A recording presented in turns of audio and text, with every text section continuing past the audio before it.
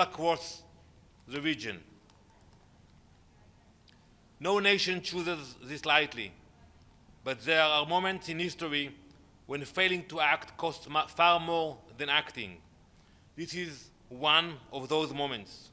We are paying a high cost, but the threat does not stop at Israel. Look at this map. Look at the reach of their aggression.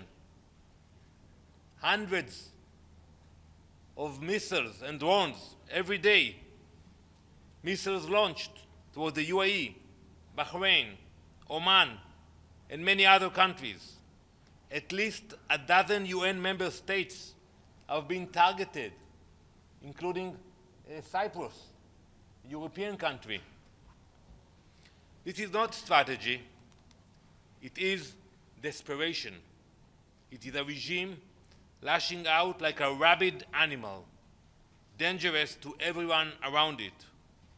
Now imagine for a moment that the same regime with nuclear warheads assembled onto those ballistic missiles.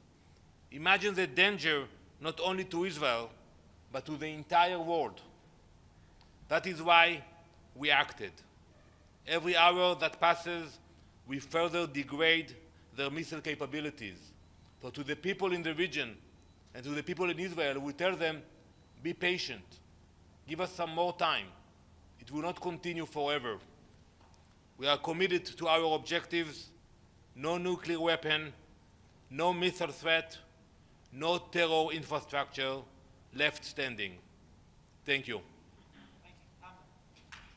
It's Pamela. Thank you, Ambassador. It's Pamela Falk from U.S. News and World Report. How does Israel see a path forward in Iran for a regime change that does not favor the advancement of its nuclear program? How will that happen? We have hopes for the future. We believe the people of Iran deserve a better future, a different leadership. Iran is a beautiful, strong country, but the regime took over 47 years ago and made it a hub for terror. So I think it can happen. I think now we still have to continue. We attack many targets in Iran, joint operation with the US, and we thank the leadership of President Trump for doing that and taking the lead. And we will enable the people to move forward.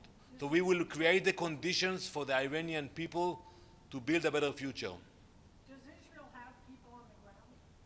Well, I will not go into details, but we have followed very carefully what's happening in Iran, and we know it's not only Israel or the US or the West. There are millions of Iranian people, loyal, who wants to see change.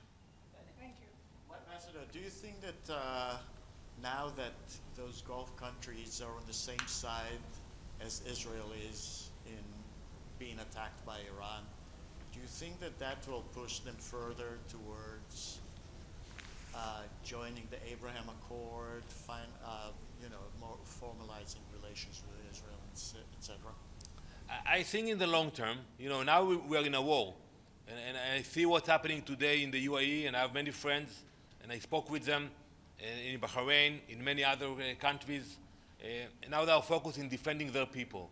But I think in the future, after we will accomplish the mission, I think there will be an opening for advancing the Abraham Accords. I'm optimistic about it, Benny. Thank you, Ambassador. My name is Sinan Tunçdemir from the Amargi. According to claims and some news reports, the US and Israel have called on Kurdish forces to launch a ground operation against Iran. I wonder if you have any information, or can you confirm that? Thank you. I will not go into those details, but I can tell you that there are a lot of brave people in Iran that live there, that deserve a better future. They were oppressed for generations, and now they have a chance. They have a chance, and they should grab this chance. It's one in a lifetime for them to lead a change. Edith? Yeah. Thank you very much, Mr. Ambassador. How does Israel feel about reports that the United States is potentially in talks with Iran's president to stay in power? Would Israel support that? You just talked about hoping that the Iranian people will rise up and change the regime? Well, I'm not familiar with those kind of reports. You know, we got rid of Ayatollah Ali Khamenei, so he's not among us anymore. We got rid of the leadership and will continue to target the leadership of the regime. And I think there will be an opening. I cannot tell you when, but there will be an opening. We all know that at the end of the war, diplomacy will come into action. And then we're going to have to speak about the future of Iran, the mechanism to ensure that it's not becoming a terror state all over again. And I think it will come, but not yet.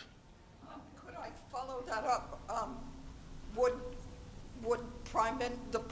the President Pezeshkian be a possible future leader? And another, on a similar topic, the war is now spread into the Gulf region.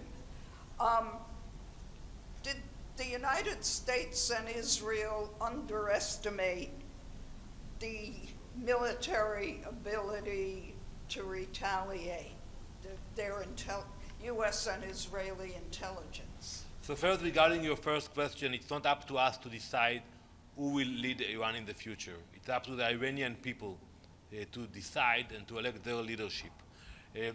We knew it's not going to be an easy war. You know, we are aware of the abilities of the Iranian regime. You know, they spent billions of dollars on the infrastructure of terror, and we knew it's going to be a serious operation. It's not going to be over in 1 day or 1 week, but it will not last forever. We have superiority. Today we have control almost over all the airspace of Iran, and I'm sure we will be able to show that superiority in the next few days. Mr. Ambassador, this is Nama Abdullah with the Huda Media Network.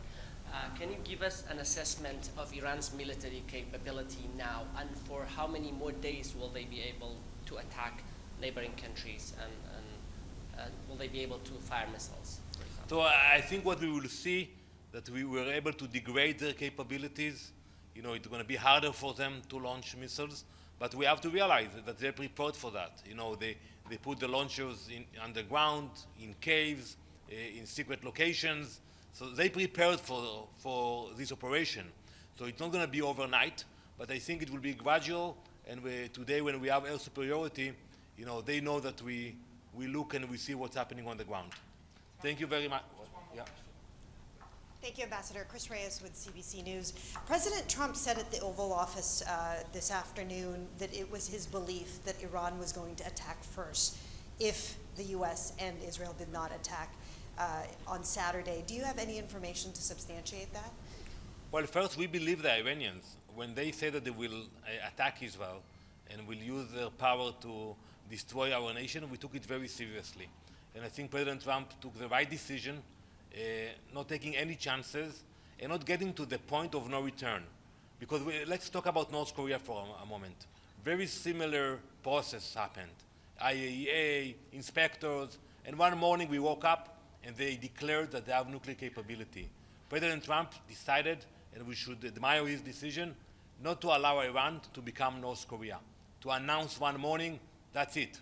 We have nuclear capabilities and we can assemble it on ballistic missiles. And I think he knew that time is of an essence, and he took the right decision. Thank you very much.